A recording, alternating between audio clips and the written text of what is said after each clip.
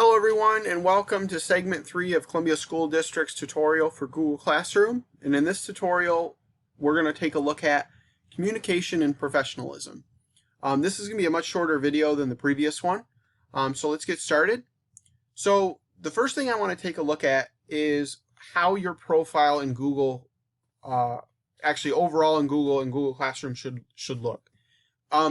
You don't want to have a picture like this. And it's not that the picture I have here of an MSU basketball player dunking is inappropriate. It's not inappropriate in a general sense, but we want your profile picture to be you. We want to see your face. We don't want to see anything that's a goofy picture of like of a frog or a cat or whatever. We want to see an actual professional picture of your face that's appropriate for this setting. You guys are working in an online management system such as Google Classroom and Google for school purposes. You need to keep it professional. And that's the main reason we want to do this and make sure that you have your picture there. The other reason is that for some of us and for some students who are choosing to be remote, either just for the beginning of the year or the entirety of the year, or for the sake of if we end up not having in-person face-to-face learning at all or for a large point of the year, we want to be able to see who you are as teachers, and you want to see who we are, and you'll see that in our profile pictures, you'll see the exact same thing. You're going to see our faces as well. And I want to show you basically how you do this, how you change it. So all you have to do is you can do this from anywhere on Google. It doesn't have to be on Google Classroom. Like I could go over here and do an assignment or whatever and do it, or my email and whatever. So I'm going to go here. I'm going to you click on this icon. Now the reason why it's C and it's not this is because I haven't been logged out and logged back in for it to change. So you won't see this change in this video up here. But what you do is you hit the camera, click it, select file from your computer or photo from your computer. I'm going to select this one of me. And then you just crop the picture in the appropriate way that you want. Hit select profile photo or set as profile photo. It's very similar to Facebook, Instagram thing, just like that nature. And then you hit refresh. And then look at that. You see you got a picture of me there, and it's changed. And this should be what you all should have as your profile picture. It should be your face so we can see who you are. That's a very first bit of professionalism that we want to see in Google Classroom for you during the year. Now, we want to also say the same thing, and I'm not going to have this here up in this video, but just as a mention, and your teachers will go over this with you as well as Mrs. O'Neill at class meetings and so forth, is that if you are going to be doing a Zoom video, you need to make sure that your name and or picture background, if you're not sharing the video, are appropriate. Don't change your name to something goofy or stupid. Make sure it's just your name or your email handle. And then if you have something in the background, make sure it's very, very appropriate for the school setting. And that also extends itself to if you're on video, 1, make sure that you're appropriately dressed, and 2, make sure that you're in an appropriate setting. Your background is something that's appropriate, because we don't want to see certain things that could get you into trouble, get us into trouble. Please be appropriate in those settings, or you'll be asked to leave or kicked out of meetings. That's a very, very important thing that you guys need to make sure that you focus on in being professional in this sense, if you're going to be on Zoom and so forth. And all meetings, if they're going to be requested this year, are going to be virtual. Even if you're a face-to-face learner, if you request a meeting with a teacher after school, it will be virtual. It won't be face-to-face, and at least that's what they're telling us at this point.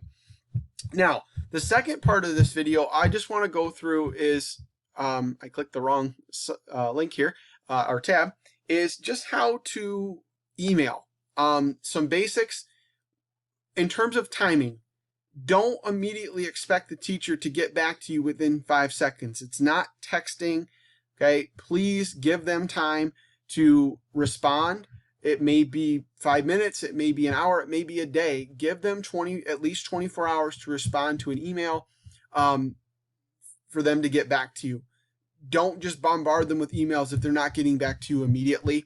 And that also brings me into my next point is know the timing of your emails. If you're going to email a teacher at 9 o'clock at night and expect an immediate return, it's not going to happen. Okay, I'm not going to email you at 9:30. There's a point in my life, as well as all of our others, that we're done for the day. We'll get back to you the next morning. And that's what I'm saying is in terms of expect a 24-hour turnaround on emails. That does not mean that it's always going to take that long. It won't. We're going to be in the school. We're going to be doing our jobs, and we'll get back to you in a timely fashion, much quicker than that. But please give teachers time to email you back. All right. So in terms of an email, how you're going to address it, please be appropriate in what you're asking and be clear. We get a lot of emails throughout the day, so be clear in terms of what you're trying to ask in the title and be appropriate with it. Now, if you have a question about your grade on the test, like I have here in the example, just come out and say that. Some students or people that send emails, they like to put their name in front of it. You don't have to. But what I would do is when you address the teacher or whoever you're sending the email to, and this goes for everything, this just doesn't go for right here in the school, but any email that you send, I like to start off with good evening, good afternoon, good morning, whoever I'm sending it to, just because it's kind of a blanket statement in terms of when you're sending it, and it doesn't sound like a direct letter like Dear Mr. May or something like that. But you can see here, I have a question about my grade on the test. Straightforward with the issue. Please get back to me at your earliest convenience. And you can see that's saying the earliest convenience, that's a really good part in the message. It doesn't convey to me that you're like just forcefully saying, hey, can you get back to me right now? Like, you have to be careful with how you're saying things because context doesn't necessarily get across on emails or texts like and so forth online. So you got to be careful. Like if I were to change this and say, could you please get back to me as soon as possible? Somebody might take that the wrong way. You can write that. I wouldn't take it the wrong way, but please be careful with what you're trying to say and how you're trying to say it in an email. And then just end it up, like have a good day or thank you. I always like this. If I'm asking somebody to do something for me or take a look into something, I just like to say thank you or have a good day. Please, I know it's something that's really simple and a lot of you are really good at and a lot of us already do, but please make sure that you're being appropriate in terms of how you're sending an email and try to always use this kind of format when you're sending something. Don't be pushy. Don't just say, hey, yo, fix this for me right now, or could you do this for me right now? Please be appropriate in what you're saying and give us time, and it'll all work out.